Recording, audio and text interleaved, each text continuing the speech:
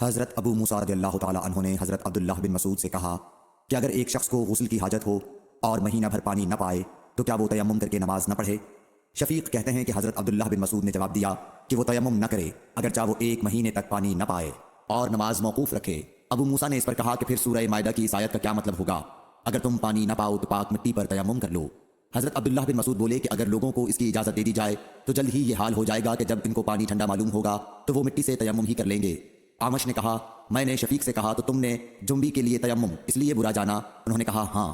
پھر حضرت ابو موسیٰ اشعری رضی اللہ تعالیٰ عنہ نے فرمایا کہ کیا آپ کو حضرت عمار کا حضرت عمر بن خطاب رضی اللہ تعالیٰ عنہ کے سامنے یہ قول معلوم نہیں کہ مجھے رسول اللہ صلی اللہ علیہ وسلم نے کسی کام کے لیے بھیجا تھا؟ سفر میں مجھے غسل کی ضرورت ہو گئی لیکن پانی نہیں ملا، اس لیے میں مٹی میں جانور کی طرح لوٹ پوٹ لیا۔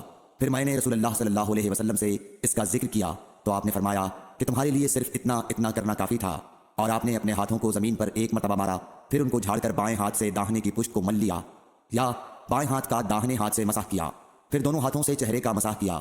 عبداللہ نے اس کا جواب دیا کہ آپ عمر کو نہیں دیکھتے کہ انہوں نے عمار کی بات پر قناعت نہیں کی تھی۔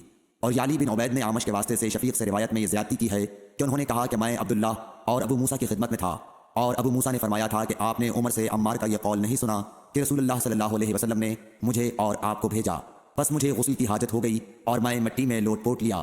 پھر میں رات رسول اللہ صلی اللہ علیہ وسلم کی خدمت میں حاضر ہوا اور آپ سے صورتحال کے متعلق ذکر کیا تو آپ نے فرمایا کہ تمہیں صرف اتنا ہی کافی تھا، اور آپ نے چہرے اور ہتھیلیوں کا 1 ہی مرتبہ مسح کیا۔